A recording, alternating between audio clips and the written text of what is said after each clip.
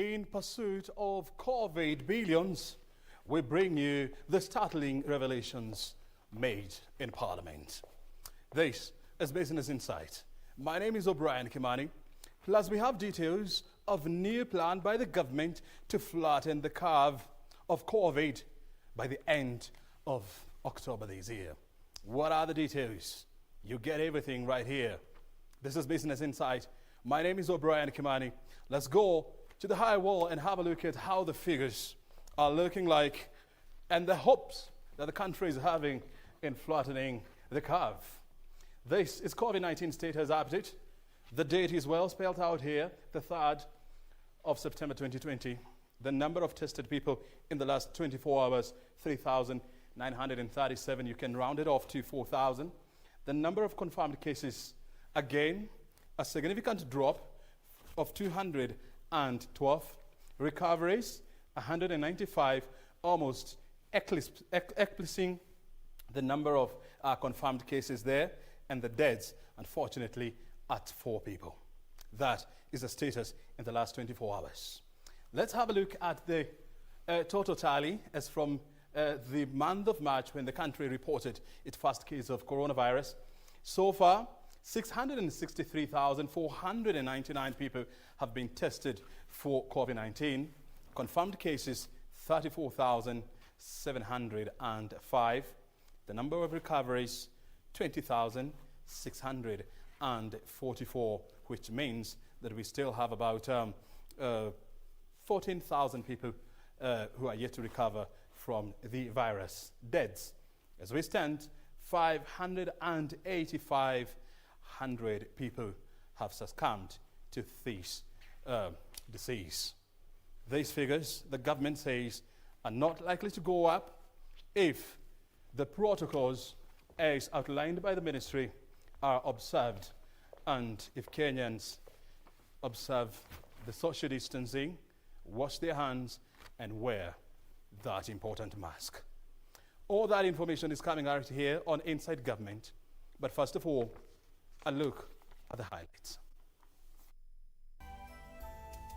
Kufika tarehe 17 kama tujapata pesa tutafunga kaunti zote. This stalemate is the one causing workers not to be paid is not true. We do have a legal mechanism allowing for that. Governors threaten to shut down counties in 2 weeks' time over revenue-sharing formula stalemate. Kemsa now seeks National Assembly nod to offload stock in their stores to pay suppliers as the country projects flattening the curve towards October.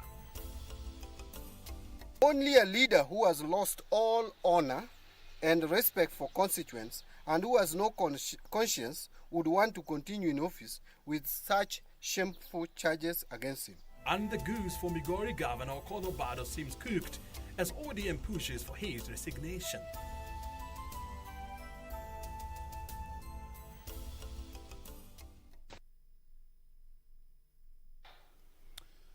And our sign language interpreter is Byron Abudi. Welcome to the program. Relations between the Senate are getting frostier by the day. Governors are now calling for the ethics and anti-corruption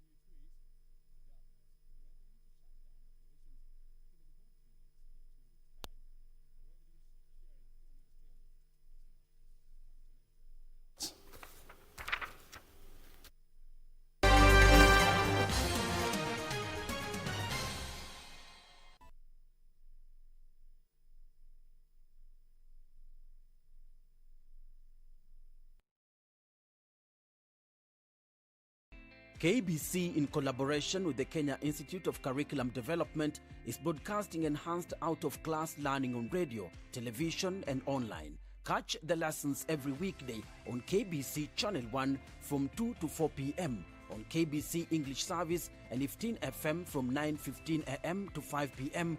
and Radio Taifa from 10 a.m. to 11 a.m. KBC English Service, Radio Taifa and 15 FM are also available countrywide on the free-to-air Signet digital TV platform, or log on to www.kbc.co.ke for live streaming, or download the KBC online app on Google Play Store. Kenya Broadcasting Corporation, ensuring learning no matter what.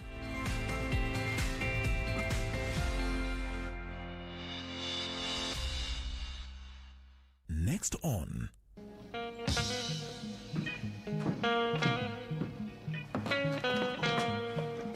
nini inaendelea hapa? Umesahau leo hatuna sapa Kamau. Mungu naye ni nani? Atacheza kiyeye. Nani? Jazz's mom. Na Mama Paul ni nani? So there are those allowed in your house. Who let you in, Mom? Jazz. Wacha niondoke sasa. I didn't call you here, and you can live with your business partner. I can deal with my daughter, thank you very much. Can you ask her to leave so that we can have a private conversation? Jesus. You be very careful what you wish for. Guys, listen. Get out.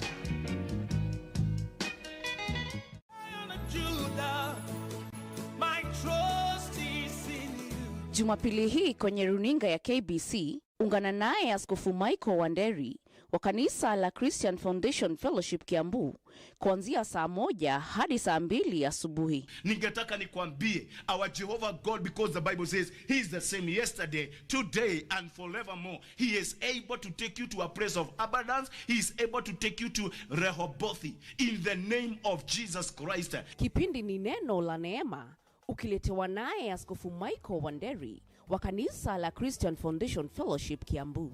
Usikose. My trust is in you.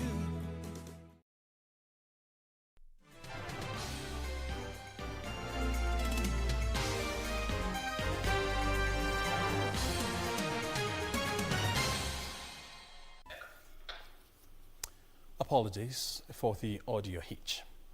Relations between the Senate and devolved unit are getting frostier by the day. Governors are now calling for the Ethics and Anti-Corruption Commission and Directorate of Criminal Investigation to probe the County Public Accounts and Investments Committee over claims of extortion. The Council of Governors is accusing the influential committee of insisting on summoning governors for physical meetings in disregard of COVID-19 prevention protocols. This, even as the drama surrounding disbursement of funds to counties took a new twist, with governors threatening to shut down operations in the devolved units in 2 weeks' time if the revenue sharing formula stalemate is not resolved, as reported by Kemsa. 3 months after the start of the current financial year, counties are yet to receive their equitable share of revenue. And as the Senate deliberates on the best formula, county bosses are saying they are running out of patience. County operations are nearly grinding to a halt. Very nearly grinding to a halt. In fact, the Council of Governors has issued an ultimatum. Come September 17th, 2020, operations in the devolved units will be halted. Kufika tarehe 17, kama tujapata pesa tutafunga kaunti zote. Alafu wafanyakazi waende nyumbani kwa likizo mpaka wakati tutapata hizo pesa. Senators say they are also reading from the same script and should not be blamed for the delay, as the law has made provisions for such eventualities. The control of budget may authorize withdrawals of up to 50% from the consolidated fund based on the last County Allocation of Revenue Act approved by Parliament for the purposes of meeting expenditure of the county governments for the financial year. And therefore, anyone saying that this stalemate is the one causing workers not to be paid is not true. However, governors are not convinced and are accusing senators of using delaying tactics. In law, there is no gap. The second basis already exists. So if the Senate was doing its job, they would have simply passed the County allocation of revenue bill using the existing second formula.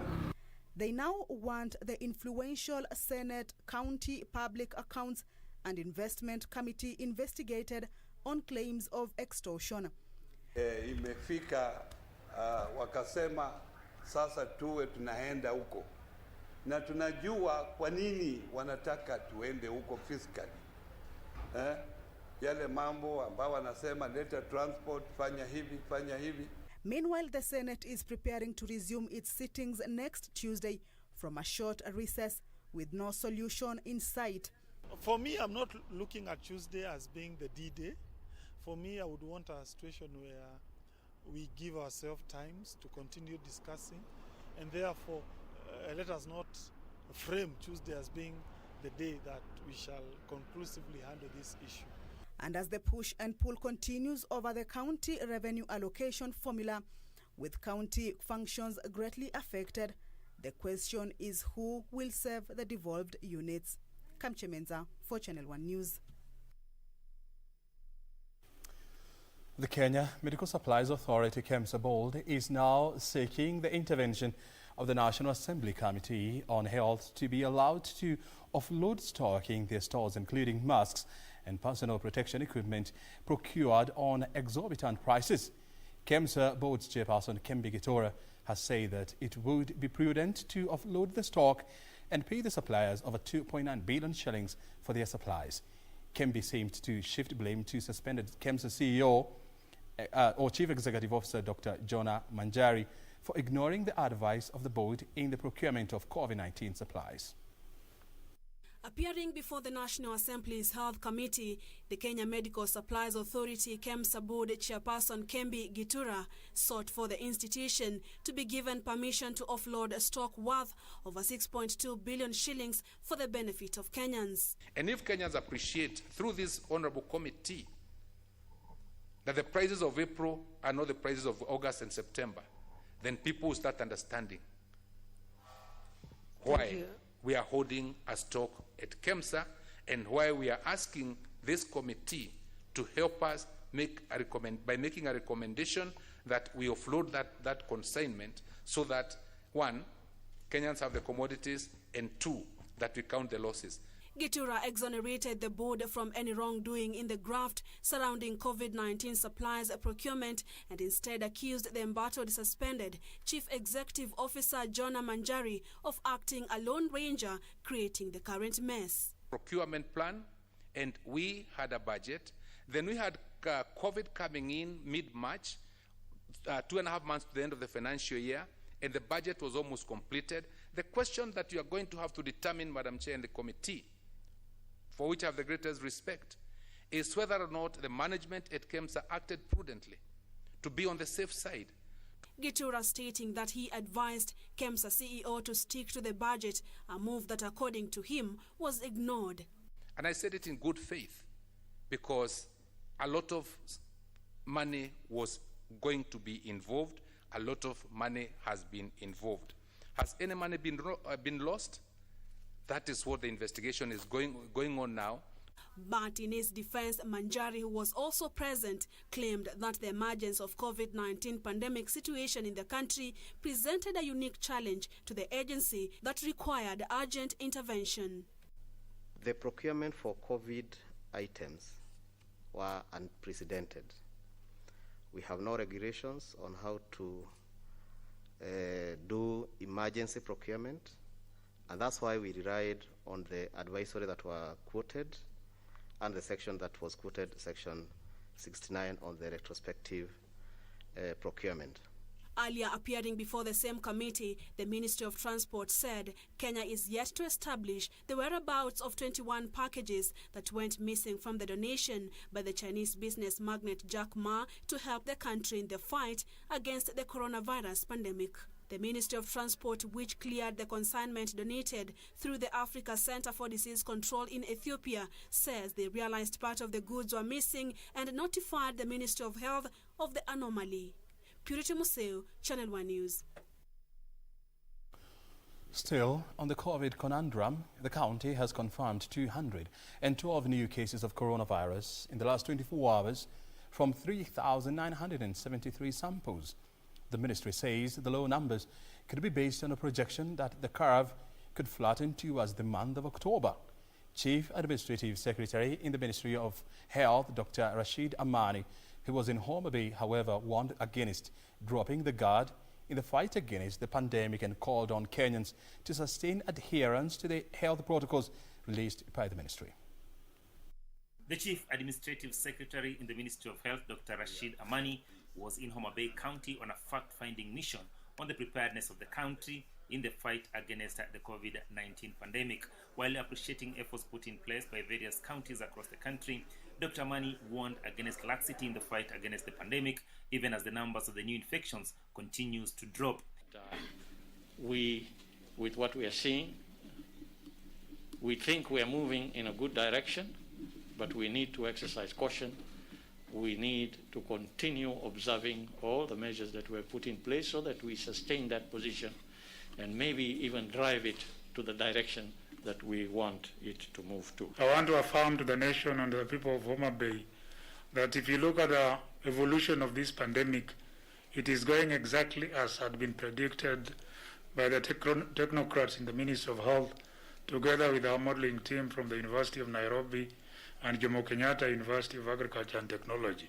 The ministry confirmed 212 new cases out of the 3,973 samples tested in the last 48 hours, bringing a total number of those who have tested positive in the country to 34,705. Out of the new infections, 14 were foreigners, the cases ranging from 1-month infant to a 76-year-old. I am happy to inform you that today 195 patients have recovered from the disease. 141 of these were discharged from the home-based care program, and 54 were discharged from various health facilities where they were receiving care. So our total recoveries has now moved to 20,644. Nairobi continued to lead in the confirmed new cases, posting 96, Mombasa 21, while Busia and Kiambu County posted 10 and 11 respectively. Dr. Mani saying the country was well on course to achieving Africa CDC's target for testing of at least 1% of the population. Of course, that target may have changed over time because of the spread of the virus, but we will continue within the capacities and resources that we have, sometimes limited by availability of reagents. We will continue to ramp up our testing and be able to identify all those that may be exposed to this virus. Achola Simon, reporting for Channel 1 News from Homa Bay County. And elsewhere, President Uhuru Kenyatta has assured the global community that Kenya will lead Eastern Africa counter-terrorism efforts by working with regional governments and partners. The president said COVID-19 had heightened potential for terrorist acts, worsened the refugee crisis, and led to the proliferation of small arms and light weapons. The head of state spoke Wednesday evening at State House, Nairobi during a virtual meeting of a Kaaba process on COVID-19 convened by King Abdullah II of Jordan. The meeting brought together several global leaders, among them Canadian Prime Minister Justin Trudeau, President Rodrigo Duterte of Philippines, and UN Secretary General Antonio Guterres to discuss the nexus between the COVID-19 pandemic and global security. President Kenyatta said COVID-19 is a catalyst to global insecurity by amplifying pre-existing security and contributing socio-economic difficulties. The pandemic has been a catalyst for underlying risk trends, with many countries facing sharply deteriorating political, security, criminal, and governance situations. President Kenyatta said the pandemic had slowed down global and regional crisis and conflict resolution efforts, thereby escalating tension and negating peace-building gains made over the years. The pandemic, coupled with the globalization of terrorism and violent extremism, has posed an even greater threat to international peace and security. Several countries continue to experience protracted armed conflict, including from activities by non-state armed groups, as well as a marked humanitarian crisis, often with a significant trans-border and global dimension, as well as facing the ever-present threats of terrorism. To address security challenges made worse by COVID-19, President Kenyatta said frontline states in the fight against terrorism and violent extremism should be assisted by strengthening their capacities to deal with both emerging and pre-existing security challenges. Your Excellencies, the push for technical assistance, capacity building and enhanced coordination to strengthen global counterterrorism capacities, including through the Counterterrorism Committee, the Office of Counterterrorism, and other UN entities, the African Union, regional economic communities, and other mechanisms are key to building appropriate and harmonized actions. Canadian Prime Minister Trudeau called for the involvement of women in the global security conversation so as to ensure that diverse voices are heard. Suleiman Yeri, Channel 1 News. Interior Cabinet Secretary Fred Matiang'i has warned that the government will not tolerate perpetrators of ethnic animosity in Kajiado County. Matiang'i, who was on a tour of the county Thursday, said the government is actively engaged in talks with area leaders to find long-lasting solutions to simmering disputes between communities living along the Kajiado-Kiambu and Kajiado-Makueni County borders.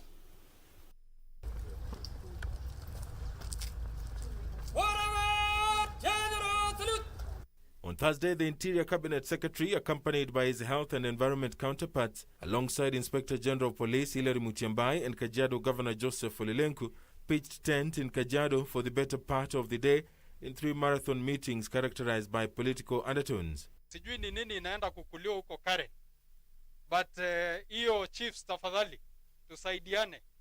Ukisikia kwa kijiji yako mkutano inapangwa, sikiza kama ni ya Karen, piga firimbi hiyo mkutano ikansoliwe. Matiang'i hajachukua kazi ya mtu fulani. Matiang'i amnafanya kazi jukumu lile amepewa na rais kulingana na nguvu zake kikatiba. Matiang'i challenging local administration to completely stamp any attempts to balkanize the region and rally behind government policies. Sometimes people accuse me of saying things. Let me just say, it's because I say things very bluntly. These people are the president's representatives. Wameteuliwa na rais kufanya kazi hapa. It's only President Uhuru Kenyatta who can remove you from Rift Valley. You are the regional commissioner for Rift Valley. Theft of livestock and a dispute over land has in the recent months spiked up tensions along the borders of Kajiado County. You are aware the live issue of Obrien, that is our border with Makueni, is the current most critical security concern that we have as a country and as a county. And we are happy because you gave clear directions, Waziri, and people of Kajiado East will sleep easy to know that that issue is into focus. Umefanya bidii sana, saa hizi hiyo mipaka imekimya. Matiang'i sounding a warning to politicians that the government will not take lightly any attempts to disrupt order in the region. Tafadhali tukae pamoja watu wa Kajiado. Let's be together. My brother Tobiko, one of my closest friends in cabinet, tuko pamoja, tukae pamoja. Let's travel this road together. We support our president to deliver on his mandate. The Interior Cabinet Secretary also inspected the ongoing construction of the Kajiado-Imaroro Road, which is expected to ease movement between Kajiado, Emali and Loitoktok. A section of area leaders using the occasion to accuse the Deputy President William Ruto of attempting to undermine the head of state. All these premature campaigns, receiving of delegations, that effort should be the energy and the resources that are being expended for this purpose should be meaningfully utilized. For Channel 1 News, I am Edward Kabasa. An Orange Democratic Movement now wants Migori Governor Okodo Bado to leave office. The Orange Party claims the governor has been a disgrace to the people of Migori and it will not condone any leader involved in corruption. The party claims it will be near possible for the governor to discharge his obligations based on the condition of his bail terms, which bars him from accessing his office. The battle line between Governor Obado and the Orange Party is now clearly drawn, the party claiming the governor is a big letdown and can no longer be tolerated. ODM Chairman John Mbadi said that the party does not condone corruption and the allegations facing the governor are serious to warrant his removal from office. Tuhuma zinazomkabidhi Mheshimiwa Obado kwa sasa zinatokana na matendo yake katika mwaka wa 2014-15. Hiyo ndio ripoti ambayo ilitoka kwa DPP. Wakati huo Obado alikuwa mwanachama wa chama kingine kinaitwa PDP. Labda chama hiko hakikuwa na msimamo kuhusu masuala ya ufisadi. Only a leader who has lost all honor and respect for constituents and who has no conscience would want to continue in office with such shameful charges against him. The party calling on security agencies to protect 27 members of Migori County Assembly who have signed the petition to impeach Obado. On the issue of security as well, you have had the chairman of the party. He has called on the security forces to ensure that no harm whatsoever. You know, you cannot intimidate or threaten a public officer in the execution of his duties. Mbadi claiming the governor is weeping emotions to seek sympathy. It is thus foolhardy for Obado to attempt to cajole and twist facts and seek sympathy by trying to turn this into a case of alleged political witch hunt and not a case of theft as it is. Mbadi claims that the governor is trying to circumvent the bail terms which bars him from office by convening a cabinet meeting in his rural home, a move he says is to undermine his deputy who should take charge. He is not accessing the physical office, but is still allowed to wield power and authority over the county executive officers, together with the CEOs, together with all the other officers in his government. Can't he interfere with the investigation? He would use the same officers to interfere with the investigation. And I don't think that could be the intention of the law, neither could it be what the judges meant. Obado is currently out on bond, having been charged with a conspiracy to defraud the Migori County government of 300 million shillings. Suleiman Yeri, Channel 1 News.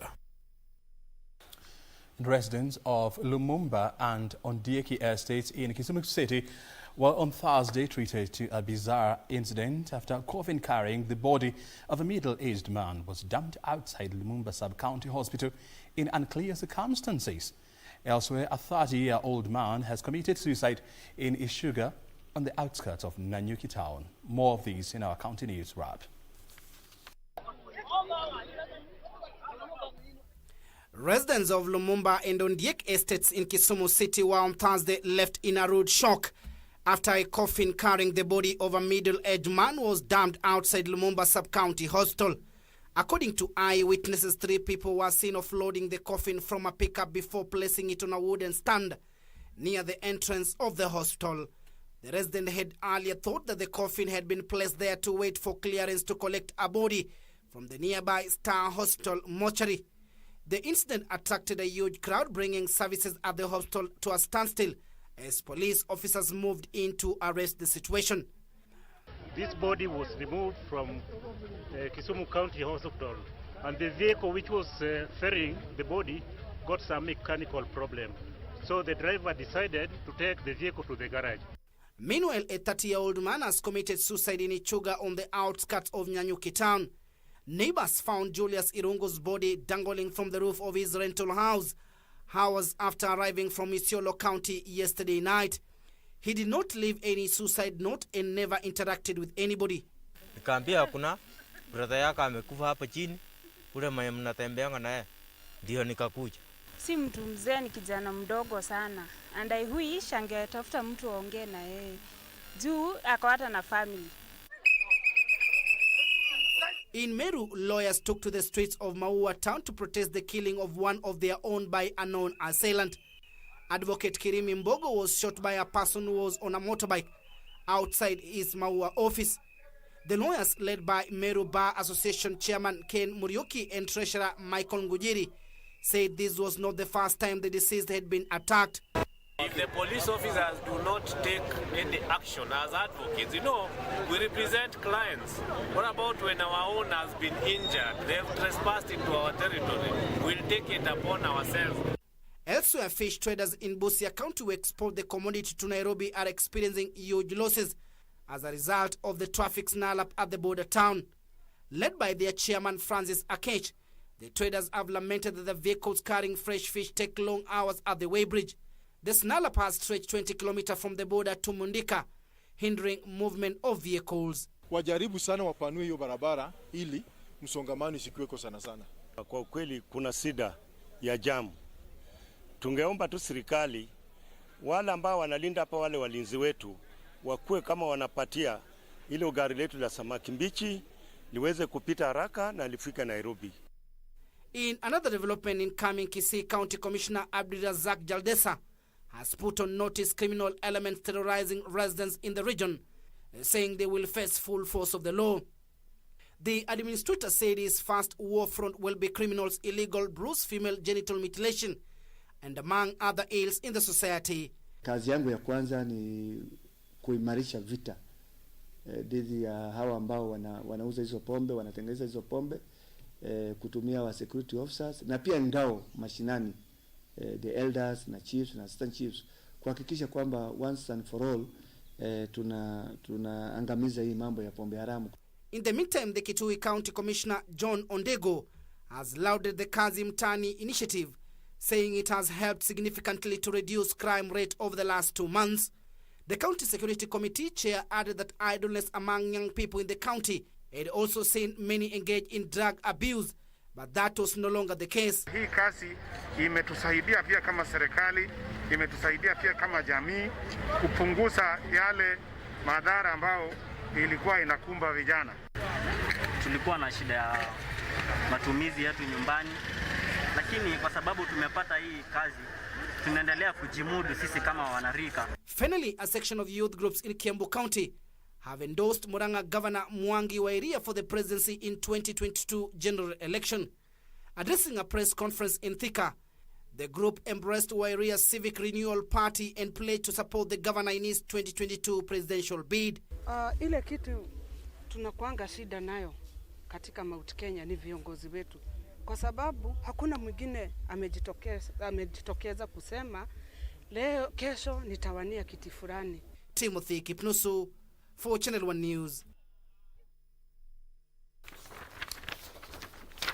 You're watching in Business Insight. And of course, we are live from Broadcasting House.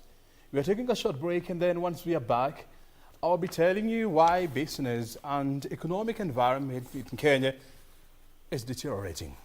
Stay right here.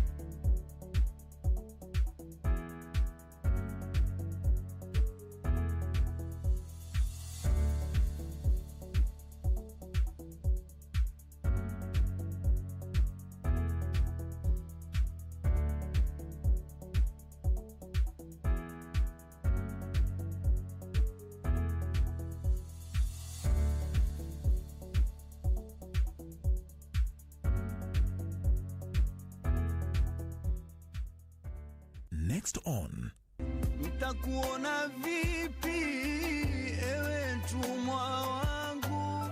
Tauba. Na tauba hii inamaanisha kutubu madhambi yako kwa Allah subhanahu wa ta'ala kwa ukweli. Ya pili ikiwa ni almuhasaba, yani kujihesabu nafsi yako, matendo yako yamekufikishia wapi na thawabu zako pia zimekufikisha wapi. Ya tatu ikiwa ni almuraqaba, kufahamu kuwa Allah subhanahu wa ta'ala anakuona hata kama humuoni. Na ya mwisho ni almujahada, kujitahidi katika kutenda mema. That's the power of remembering Allah.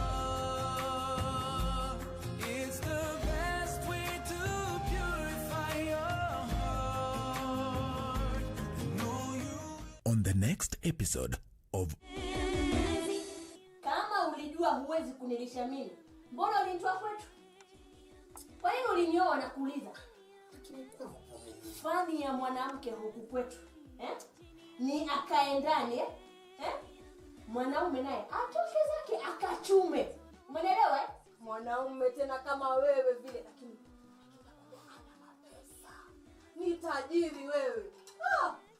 Sisi hatosheki. Nyinyi wanaume ndio wabaya. Nyinyi hata hamridhiki kabisa, hata mfanywe nini. Ukiona paka majani, hiyo nyumbani hashibi. Tujeni kazi zenu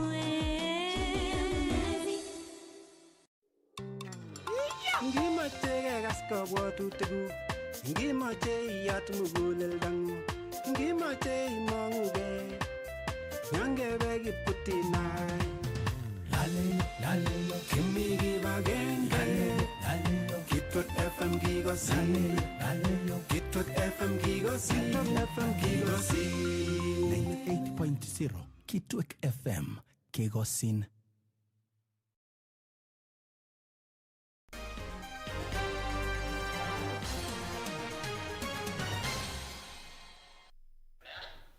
Terminal 4 Business News. Financial institutions and private companies should increase the volume of goods brought by or from small businesses to keep them afloat during and after the COVID-19 pandemic. Noting that restructuring of SME loans is not the only support that small businesses need, Industrialization and Trade Cabinet Secretary Betty Maina says market access is key in helping keep SMEs in business. Coronavirus has occasioned financial institutions to restructure their loan books as most borrowers were reeling from the effects of measures taken to curb the spread of the virus. Stanbic Bank says it has restructured loans worth 38 billion shillings. The help has been in two parts. Part one was to give an initial moratorium, which was to allow them to have a repayment holiday. Then the second phase where we are now is to now reorganize the loans and give them reduced repayments and help them. Second-hand clothes dealers form the largest percentage of customers who renegotiated their loans after a ban in importation of mitumba was effected in April. Some of our SMEs in Gikomba who import the bales of clothes, once the freeze was there, they could not repay their loans. So we allowed them a time not to repay their loans. Now that the freeze has opened up and they are now able to import, we are now discussing with them to say as their businesses grows kidogo kidogo, we also now help them also repay their loans kidogo kidogo. However, Industrialization and Trade Cabinet Secretary Betty Maina says loan restructuring alone will not help startups stay afloat, but financial institutions and the private sector should consider procuring their supplies from local small businesses. What we've done is recognizing that in a shock like this, we will lose jobs. But the important thing is to minimize jobs. And therefore, that's why the country never closed down completely. We just wanted to make sure that businesses can operate as much as possible within this restriction. She says the government will buy more locally manufactured goods, urging SMEs to make quality products to attract more customers. Consistent journey requires both the inputs from government or from the banks, but also the inputs from the entrepreneur. Because nobody can just hold your hand if you're not willing to grow. So the government availed 5 billion shillings in a stimulus for businesses, with the Trade Ministry saying it will give a breakdown of how the money was disbursed in due course. Benson Rioba reporting for Channel 1 Business. With a growing population putting pressure on land use, urban farming has been backed to help narrow the food security gap. In Nakuru County, a group of university students have ventured into urban farming and are also involved in training other urban residents to engage in farming. In less than 6 months, they are reaping the benefits. The Ministry of Agriculture indicates that 25% of urban dwellers engage in farming, producing a variety of crops and livestock. 72% of these grow vegetables, followed closely by poultry keeping at 66%. In Nakuru County, 10 university students are training residents on growing food crops in tiny spaces and off the ground. They came together when learning institutions were closed in March this year following the outbreak of COVID-19 and formed Caldera Youth Group, which is promoting adoption of storied conical-shaped vegetable gardens. We discovered that the storied garden is quite efficient when it comes to saving on space. That is, the storied garden occupies 21 square feet. In the same space, you are going to plant 16 vegetables or stems if you are to plant on the ground. But with a storied garden, we use 130 stems in one storied garden. The storied gardens, they say, can be placed even on staircases, verandas and balconies. So I would encourage even those parents who have maybe a 50 by 100, even a quarter, you can start up something like this, and you will get more profit from it. The group started off with 2-storied farms and now have 50. On these gardens, a farmer can grow 130 stems of vegetables as opposed to 16 stems one can grow using conventional ground farming methods. Experts say because of limited space in urban centers, the gardens offer long-term solutions to food shortages.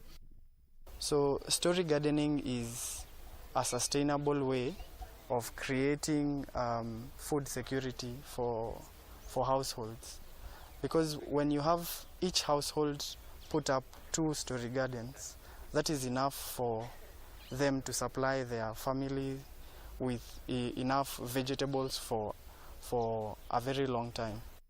He, however, notes that while more people use urban gardens to produce food, it should be improved to cater for agroforestry.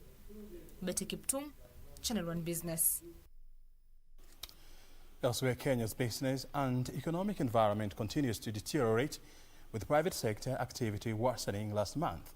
The Purchasing Managers Index fell to 53.0 point from 54.2 in July as new orders slowed and companies continued to shed jobs. This comes even as the quarterly data from the Kenya National Bureau of Statistics reported a steep rise in unemployment, with more than 1.5 million people losing their jobs between April and end of June this year. 5 months since Kenya reported its first case of COVID-19, the economy continues to bear the brunt of these shocks. Economic growth is expected to dip to record lows, while job losses are rampant. Piecemeal economic bailouts have not shielded the economy from the full impact of the pandemic. Business sentiments have worsened after the government closed the Kenyan airspace and restricted inter-county movement to curb the spread of the virus.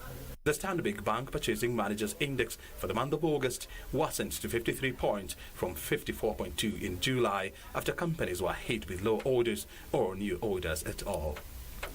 The survey shows companies were on a job-slashing spree after new orders dried up and consumer purchasing power weakened in the month. In the previous month of July, business activity was stoked by easing of movement restrictions that had been in place to curb the spread of COVID-19. Head of Africa Research at Stanbic Bank, Gibran Quireshi, notes the employment subcomponent index still remains below the 50 level, largely reflecting firms scaling back on wage costs. Job losses continue to be widespread in the country, with 1.6 million people losing their jobs in the quarter between April and July, according to data from the Kenya National Bureau of Statistics. The annual inflation rate in Kenya stood at a 10-month low of 4.36% in August of 2020, unchanged from July of the same year.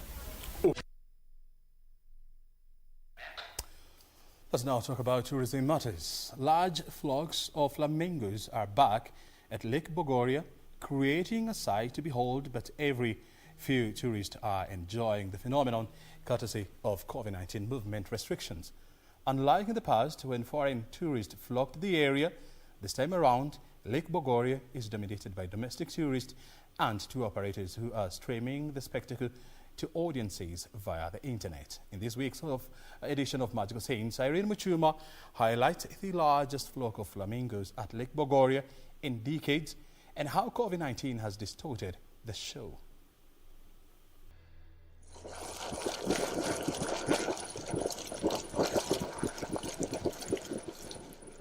Bogoria is renowned for geysers and hot springs both in the lake and along its banks.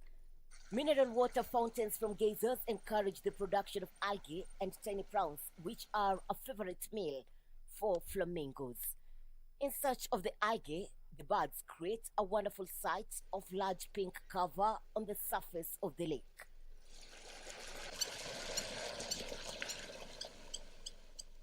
Studies show that female flamingos apply makeup to stand out and attract the opposite sex.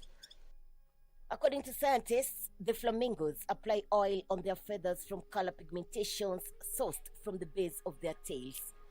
Baby flamingos are white in color, while mature ones are pink. Just like is the case with the wildebeest migration, flamingos fly to Lake Natron in Tanzania for breeding, then to Kenyan alkaline lakes for food. This annual migration from Tanzania to Kenya usually happens around June, July, and August. Scientists say flamingos are nocturnal, meaning that they usually fly in at night. This is actually the migratory route from Natron to Elementaita, Nakuru, and Bogoria. So they start movement of the flamingos from the three legs. But you may spot the flamingos for a stayover or something like that.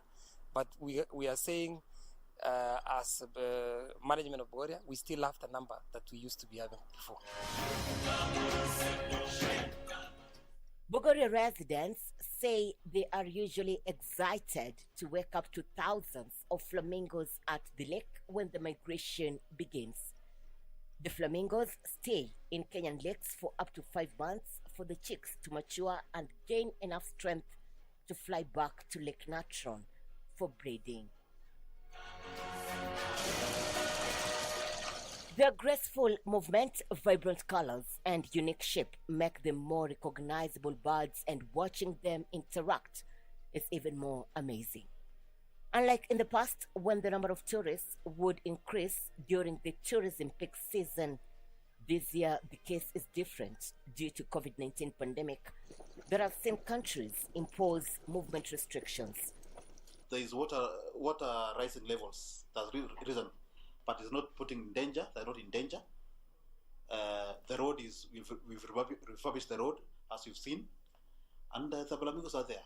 And the flamingos they don't fear, that they don't know about corona. They're there, and they're still waiting for you to be there. In Bogoria, the guest list is dominated by domestic tourists and tour operators, some of who are there to stream the spectacle live via social media platforms to their audiences. Irene Mchuma Odim, Magical Scenes in the county of Baringo.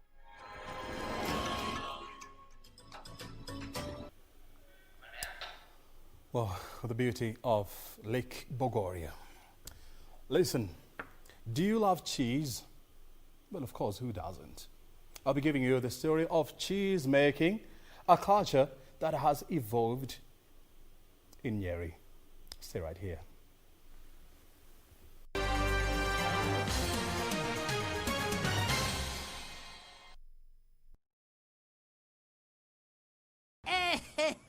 Raya, hii ni kwa matiche wote. Please, do not confuse the government. Usianza kufinya ile kitu inasema more fire. Ama ile ya the roof is on fire. Ama unaanza kusema we are killing this party. Ama the party is just a bomb. We are having a... Kupata Karau na DJ, bonyeza star 811 star 816 hash. Bonyeza star 811 star 816 hash. This weekend on KBC Channel 1. Obrien, is that you? It's me. The number of women killed is not 375. The real number is probably closer to 5,000. 5,000. Some girl escaped. This girl was attacked, strangled, buried, and left for dead. And she crawled out of her own grave. She wants to find the guys who did this. I will not let anything happen to you. And I will find this man.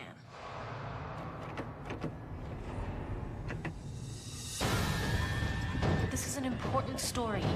Your story is destroy her. And they will kill you.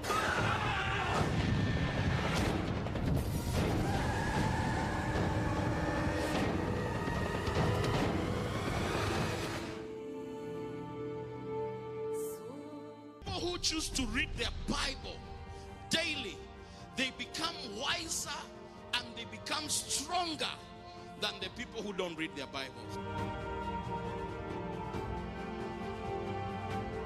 So when you choose hard, difficult things, you become a natural leader. He brings us to church to introduce to us another higher level of relationship that is called a faith relationship.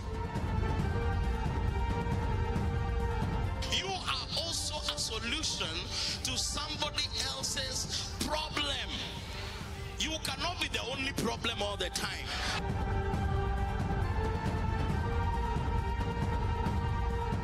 Join Pastor Jimmy Masharia on The Master's Touch this Sunday from 8 a.m. on KBC Channel 1.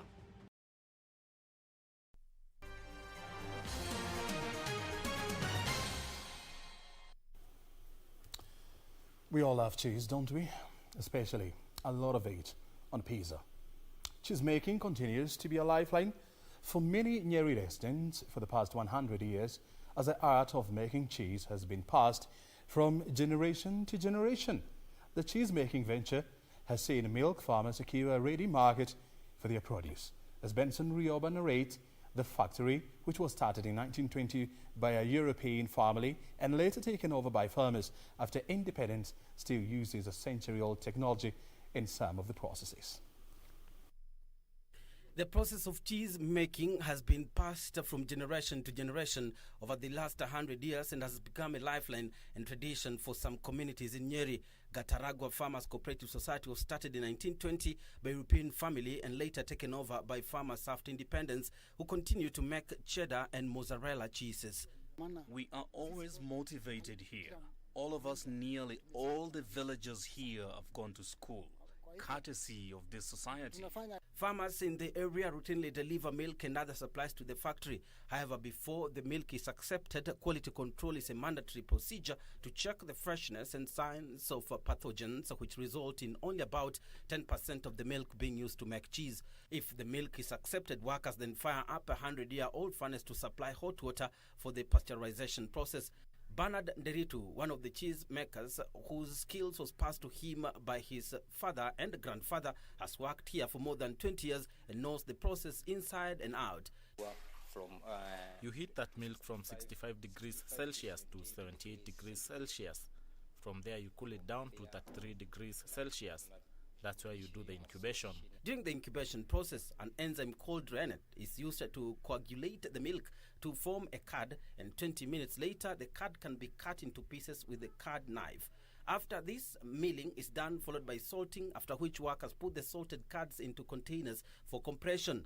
All the remaining milk is drained, and after 2 days, the end product is cheddar cheese. However, COVID-19 pandemic has seen cheese production at the factory reduced by half to 200 to 300 kilograms. Previously, we used to process 400 to 600 kilograms of milk, but the market has been affected because of COVID-19. We now process 200 to 300 kilograms. The market has changed. Despite the poor sales, farmers are optimistic that better days lay ahead.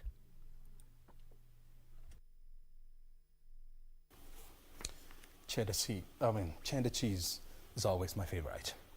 The Kenya Bureau of Standards has seized 993 bags of expired rice during market surveillance activities in Ortum, West Pokot County. KEBS Managing Director Bernard Njeraine says the seized goods would be destroyed at the expense of the owners in addition to other legal actions. Here are the details of this. The Kenya Bureau of Standards says the intercepted expired rice worth 23 million shillings, branded KPL and Orient Thai, was packed in 25 kilogram bags. KEBS Managing Director Bernard Njeraine attributes the success in nabbing the contraband to assistance from National Police Service officers. He says repackaging of expired food products is a serious malpractice that puts the health of consumers in grave danger. In a statement, Njeraine said the seized product will be destroyed at the expense of the owners, in addition to any other legal action as provided by the law.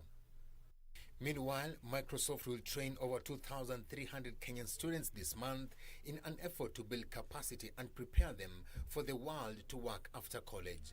According to the World Economic Forum, there is a skill gap in Africa, with employers identifying an inadequate skilled workforce as a restriction to business growth, including 41% of all firms in Tanzania, 30% in Kenya, 9% in South Africa, and 6% in Nigeria. To address this, Microsoft, through the For Africa initiative, has trained and certified graduates and interns from the Ministry of ICT, 3 of Kenya's top coding schools, Moringa, Modcom, and Codel. Since the launch, more than 800 Kenyan students have been trained. Finally, Lanson Group has unveiled a personal pension fund that seeks to offer the next generation of retirement income solutions. Lanson Group Head of Pension Michael Mitao says while focus has been on accumulation of wealth, it is now time to shift the focus to those entering the decumulation phase of their life. What we are trying to do here is to emphasize to the consumer a simple thought. You can self-service. You do not need to follow many routes and channels for you to get your pensions up and running. You can do this at the ease and convenience of wherever you are, and you can make flexible payments of any amounts, even as little as 50 shillings, as frequently as you want. The labor force at the moment, both in the informal sector and the formal sector, is 17.5 million people. Only 3.5 of those have a pension of some sort. So the other 14 million of Kenyans do not have anything. The plan allows an individual to build a savings income by making regular contribution in the scheme during their working life. Well, Kenya's vibrant economy is faced with significant disruption since the country reported its first COVID-19 case in March, which has led to higher use of technology.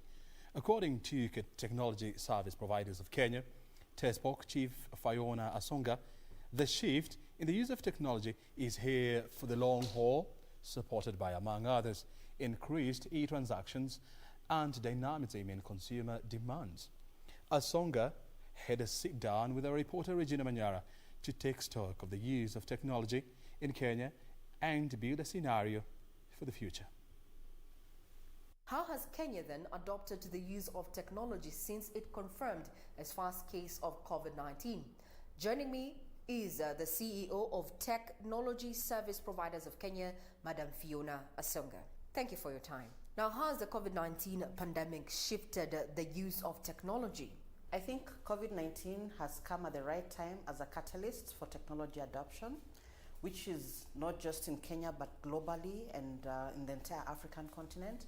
There's a lot of technologies that have been there for a very long time and were operational, but they were not getting adapted because there's preference for certain habits.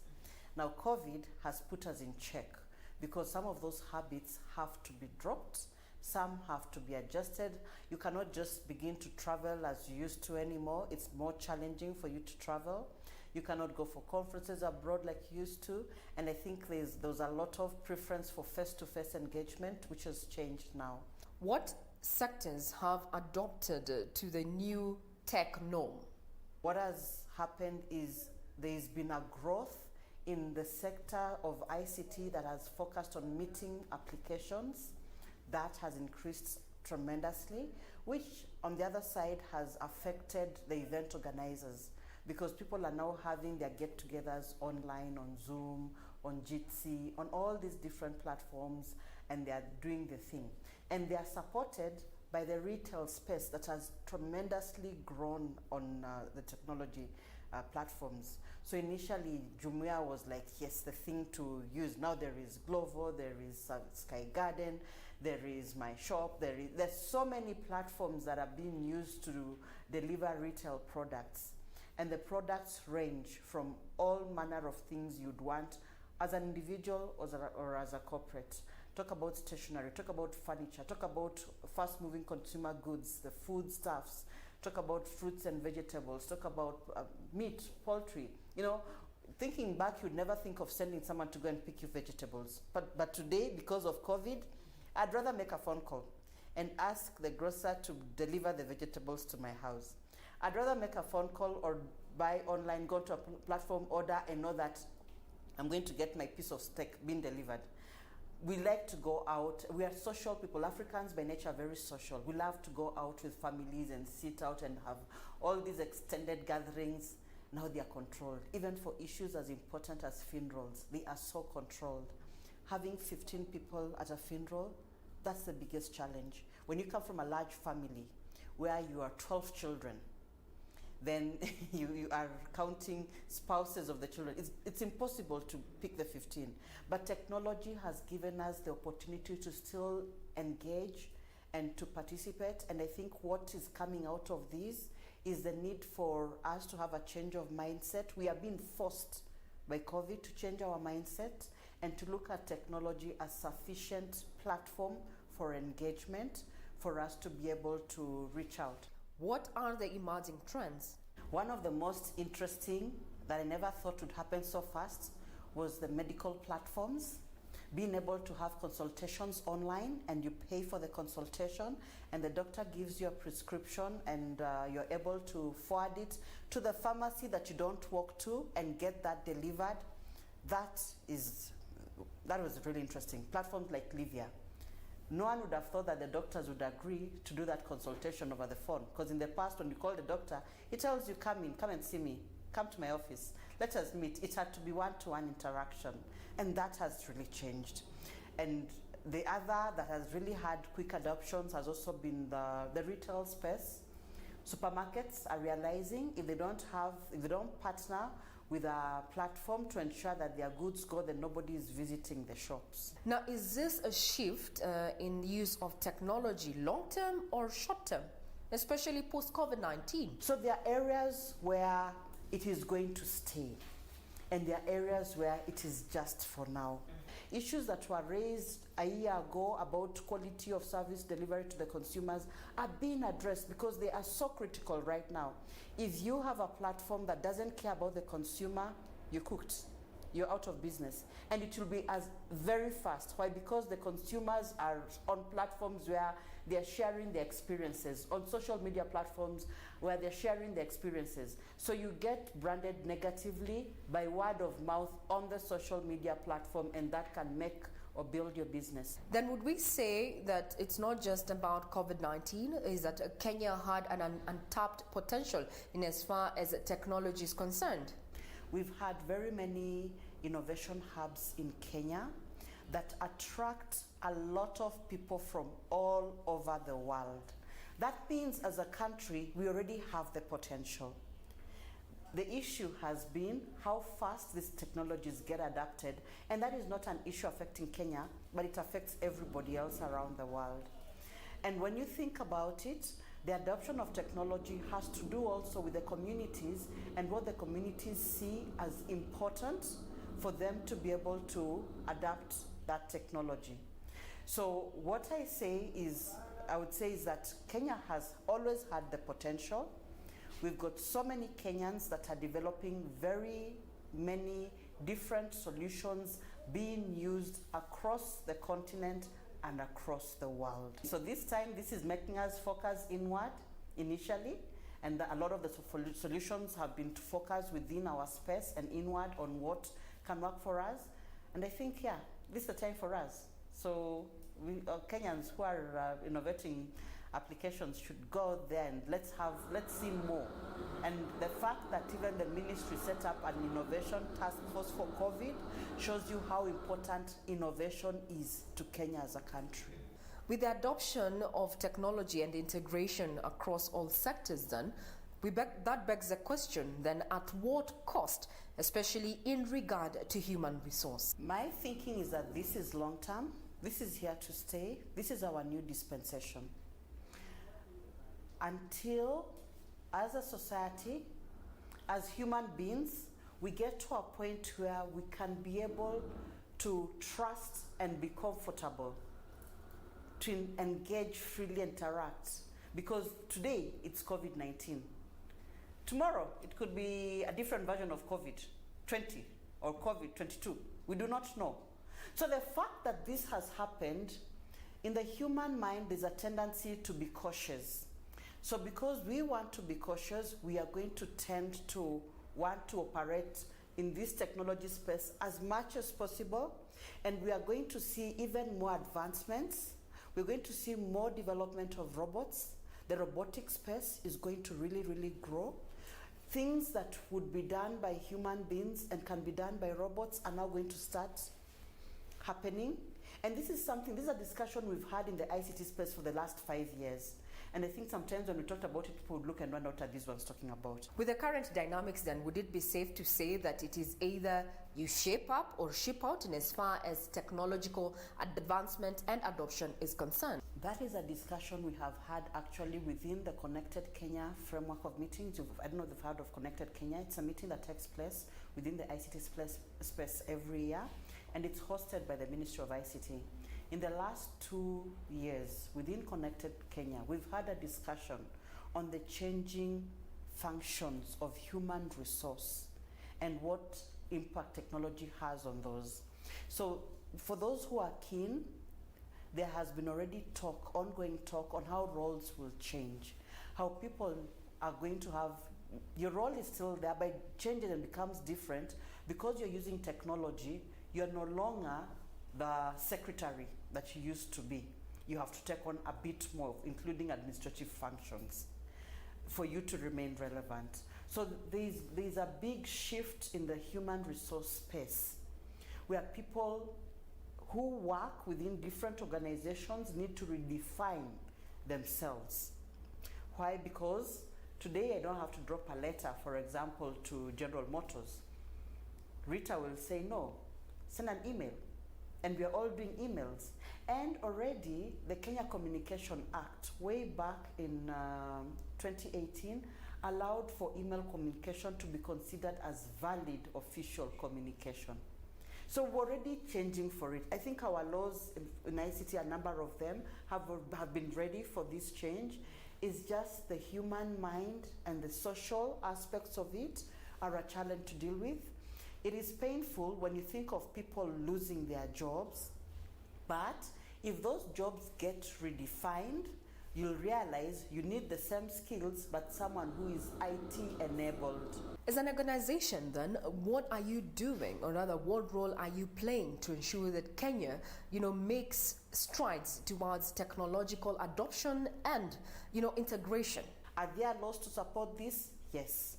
Where there are no laws, we are working with industry, with stakeholders, including the National Assembly, to make sure that we've got the right laws in place to protect data, to facilitate communication. We are enhancing our laws every time to ensure security. Cyber security is very important and very critical.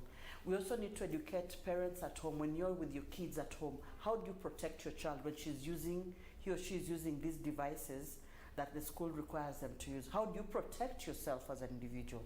How do you protect your data now that you're doing your banking online? What do you need to do to protect yourself?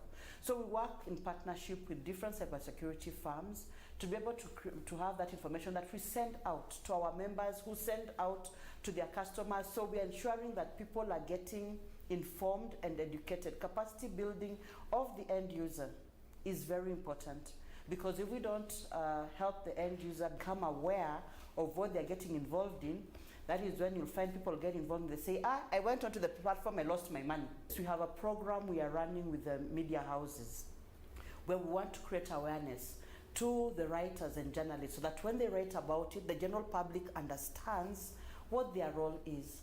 What is your role in as far as this technology is concerned? What is the future like? Because we need to have a change of mindset, and that is going to happen only where there is teamwork and collaboration. Now, there are plans to introduce the digital services tax. Initially, when the digital tax issue came up, I think there was a good proposal that required anyone starting off a business that is going to be ICT based to pay the tax upfront of around 20,000 Kenyan shillings, and then run the business and be paying that tax until they reach a certain threshold. Then there can be a percentage of the tax. That was a good way to go, because that ensured that anyone doing business is still meeting their tax overheads. Then I think there was a bit of confusion on what that digital space could be, because we've ended up with a digital tax law that does not clearly define what the digital tax space is, because that digital environment needs to be clearly defined. When it is, then we will all know who is captured and who is not captured within that. I think our tax approach to digital tax should be a bit more futuristic, and we should be able to segregate the industry and be clear on who we are taxing. Because if we add that digital tax, we have companies in this space that are going to have a cumulative tax of up to 68%. Now, when an economy is heavily taxing its investors, who will come in and invest? Where are we going to get the tax revenue for the next round? It's going to be impossible to raise our taxes to meet our expenses as a country. So we need to see where the appropriate balance is so that we can still know who exactly gets out of the net of the existing taxes that we need to tax and to what level. What is the future of Kenya's digital space? One thing that is coming out clearly is that technology actually can be a tool that can be used to ease service delivery, the benefits of which go to the Mwananchi. The Wanjikus are able to benefit directly. And the beautiful thing is that the technology implementations to make sure that those services are available are not too complicated. They're not things out of space. They're things that have been there.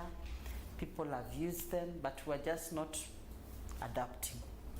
So I would say that I think we are, in a lot of areas, we are here to stay. We're going to see much more as we try to ensure that our economy continues to grow and we're able to do business as usual. Our social spaces are going to transform. I've never seen churches looking for internet like they have this time round, and mosques and places of prayer. It was never a requirement. But this time it's like, hey, if you don't have a YouTube page, if you don't have a Facebook page, you're in trouble. Yet some of these churches are the ones that criticize technology and demonize it for so long, but today it is working for them. In fact, I would say God is turning things around and things are working well for everybody, especially those in the technology space. And this is where everybody needs to come into. Thank you very much, Madam Fiona, for your time and insight in regard to technological advancement and integration in the wake of COVID-19. I'm Regina Manyara, you're watching KBC Channel 1, and parting shot from our guest is that you either have to get with the program in as far as technology is concerned, or you will be left behind. A retired agricultural engineer has taken advantage of the 40-year experience in the trade to set up an edible oil refinery at his homestead in Kitale, Trans Nzoia County. Paul Njuguna, a former employee at the Agricultural Development Corporation, is optimistic his new venture will be successful thanks to his extensive knowledge in the field. Having served as a technical manager in the engineering department at the Agricultural Development Corporation, Paul Njuguna called time on his productive career, which lasted 40 years last year. Upon retirement, Njuguna decided to set up an edible oil refinery at his homestead in Kitale. Although he launched the Elgon Enterprises this year, Njuguna says he had initially begun services in 2002, but operations soon stopped as he had limited time to oversee production. We started this business way back in 2002 on a very small scale oil press of about 60 kilograms per hour. But that time we were engaged, I was on job, and I couldn't manage to concentrate in sourcing the raw materials, in marketing the product. With more time on his hand now, Njuguna procured a state-of-the-art processing plant from China, which he says is highly critical on his new venture. The future plan is to expand this. Right now we are doing 300 kilos per day. We intend to raise it to about 10 tons per day as we move on. And we also have to, we'll diversify into feed production. He explains the extensive process involved in processing sunflower and canola oil into Elsan, the brand name of the final product in the market. I decided now to go into full-time refining. we upped the scale. We've made a capacity of about 300 liters per day. We have the oil presses, which do that in 2 stages. After pressing the oil, we take it through oil refining. From oil refining,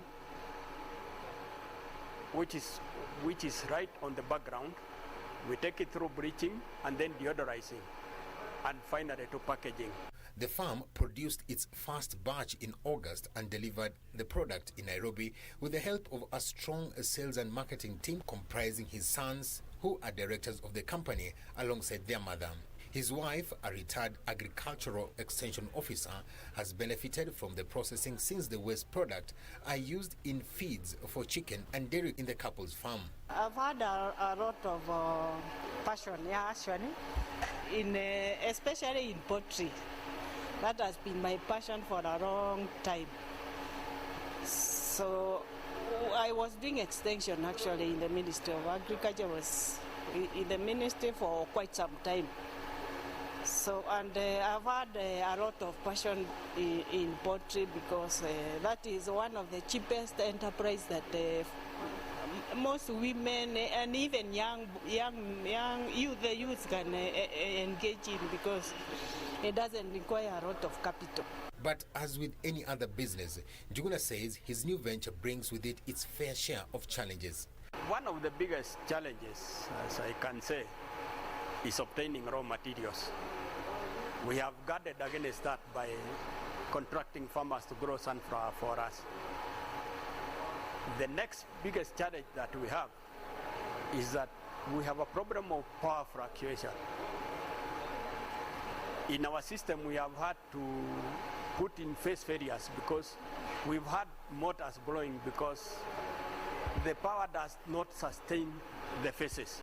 Nonetheless, the duo encourages retirees to make use of their professional experience to set up home-based enterprises and pass on their knowledge to others.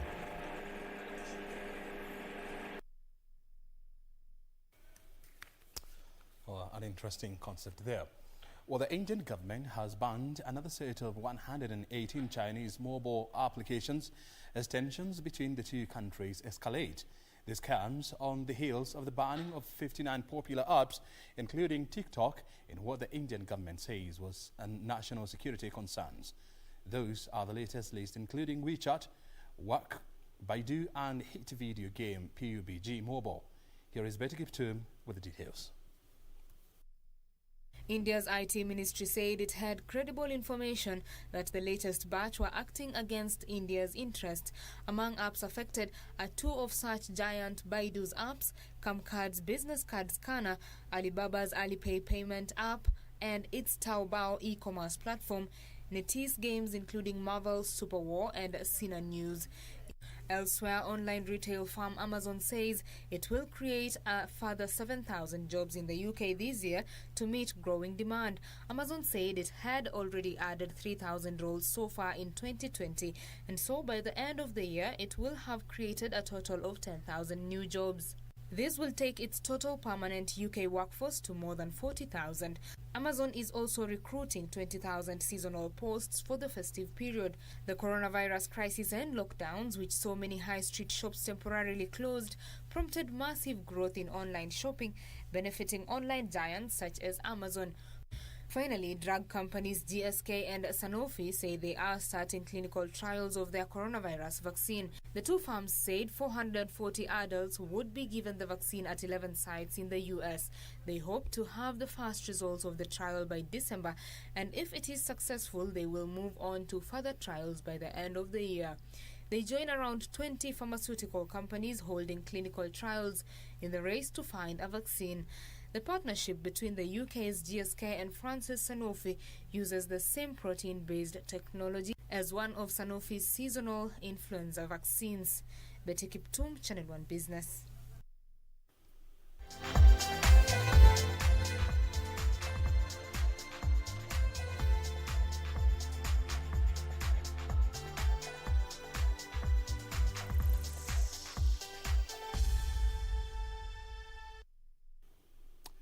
Time now for sports.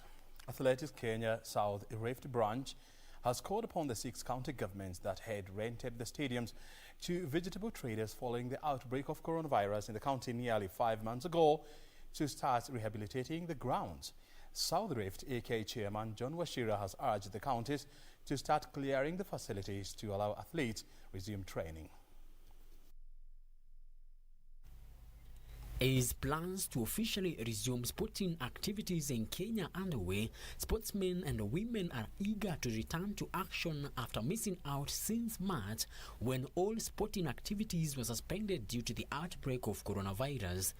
Athletics Kenya's South Rift branch has called upon the 6 county governments that had rented the stadiums to vegetable traders to start rehabilitating the grounds. We have challenges with our stadiums, and we are appealing to county government that they actually assist our athletes, and we know most of the stadiums have been used as marketplaces, so we are appealing to the government to help us, to county governments to help us, especially our governors. I'm appealing to our governors to take a lot of interest, to put a lot of interest in athletics. What we only require is the running track and the field of play. But to go in many stadiums, you will find they don't have facilities. We are appealing, I am appealing on behalf of all officials that we require facilities in each and every stadium. Washira was speaking in Nyahururu when he distributed food donations to junior runners from camps across Nyahururu town in Laikipia County in a collaborative program between Athletics Kenya and Ministry of Sports. If teachers can be assisted to work with Athletics Kenya so that they assist the children to just run for fun, compete in school competition, then when they go to high school, they are now subjected to training. They are accessed to this program that we are running now, that the ministry has brought up, where we are supporting the young athletes. The program, which began in May, has benefited hundreds of athletes who are set to participate in the postponed World Athletics Under-20 Championship, which was due in Nairobi in July this year, but was pushed to August next year following the outbreak of coronavirus. Frederick Muki for Channel 1 Sports. Well, former Football Kenya Federation National Executive Committee member Nyanza Branch Thomas Alila has refuted claims that he is among projects fronted by the incumbent FKF chairman Nick Mwendwa. Alila, who withdrew his candidature from the presidential race, will now be vying for the position of NEC member Nairobi branch after he presented nomination papers to the Electoral Board. Don't say I'm a project, I'm a candidate of FKF election. I've paid my 75,000 to FKF. I'm a duly registered candidate of a credible FKF board. The SDT ruling didn't disqualify the electoral board. What I'm having a problem is that the electoral board should now move to a neutral office, which is not in Kandanda House. And I've already said all that time, all these people who are now making noise are aspirants, as we are now certified candidates.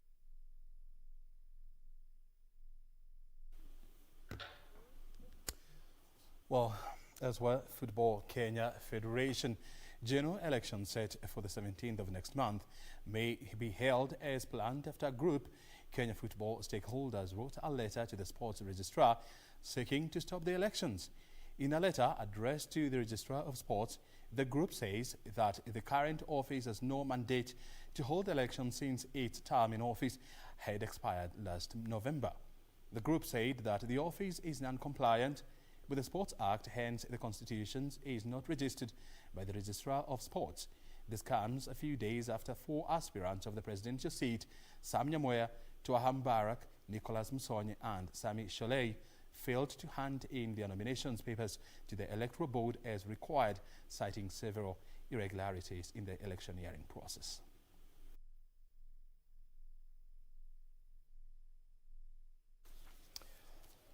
Well, now to English Premier League, where Manchester United have signed Netherlands midfielder Johnny van de Beek from Ajax for $35 million on a 5-year contract. Van de Beek played 175 first-team games for Ajax, scoring 41 goals and helping them make a surprise run to the 2018-2019 Champions League semi-finals. He will be available for United's opening game of the 2020-2021 season against Crystal Palace on 19th of this month. United confirmed Van de Beek will wear the number 34 shirt in tribute to his former Ajax teammate Abidak Nouri, who suffered brain damage after a heart attack during a pre-season friendly game in 2017. Borussia Dortmund's England winger Jadon Sancho is also a target for the Ole Gunnar Solskjaer, but a deal has stalled over the size of the fee.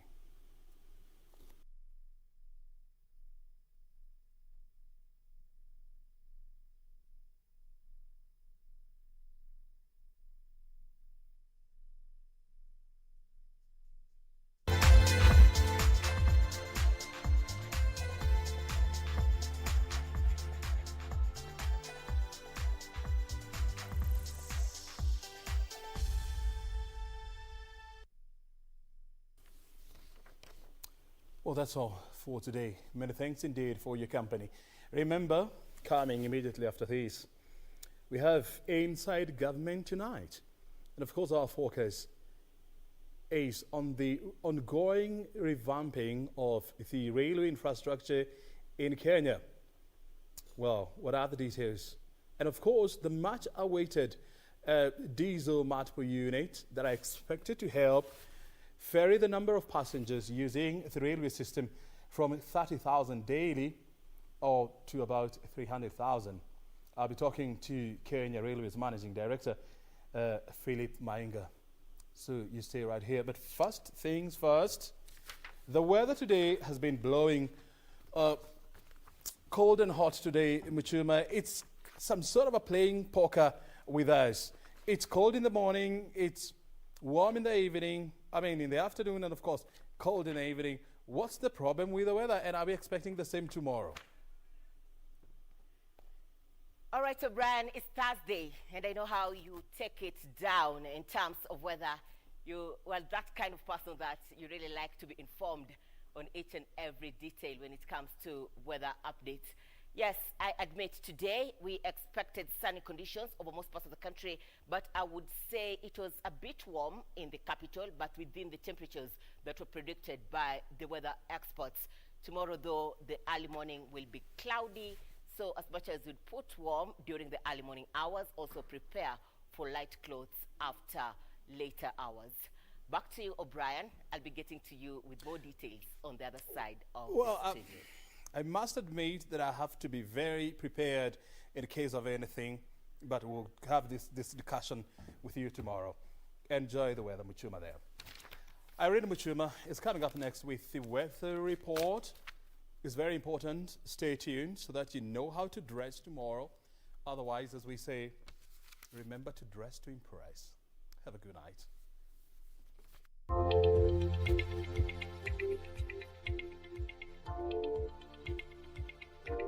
Good evening and a very warm welcome to Channel 1 Weather Updates. My name is Irene Mchuma Odem. Tonight, the whole country has been covered with partly cloudy conditions, save for a few areas over the Lake Basin region, and this is in particular the county of Kisumu and especially around the lake where there are showers accompanied by thunderstorms. Tomorrow, we'll wake up to a sunny day over most parts of the country. There will be showers over a few places at the coastal strip, but these will be light showers, one that you can still walk along the beach and conduct outdoor activities. The northeastern parts of the country will experience sunny conditions. There will be rains over a few places in Lodwar and Samburu. Cloudy conditions will characterize most parts of the western sector in the country, but then sunny intervals will also prevail. This will change during the afternoon hours. There will be showers accompanied by thunderstorms over a few places in the western parts of the country and Lake Basin region. There will be light showers over a few places in the afternoon in the county of Nairobi. Similar weather conditions will prevail in the county of Machakos. The coastal strip will experience sunny conditions. There will be cloudiness in Meru and Nyeri, and this will also be accompanied with showers over a few places during the afternoon hours. The northeastern parts of the country will continue to experience sunny conditions. The northwestern will mainly experience sunny conditions with scattered wet conditions. Temperatures have gone up again. Mandera will experience highs of 37 degrees Celsius. The capital will experience highs of 25 and lows of 14 degrees Celsius. It is that time that we cross the borders and have a look at the international forecast. Do have a good night. See you tomorrow. God willing.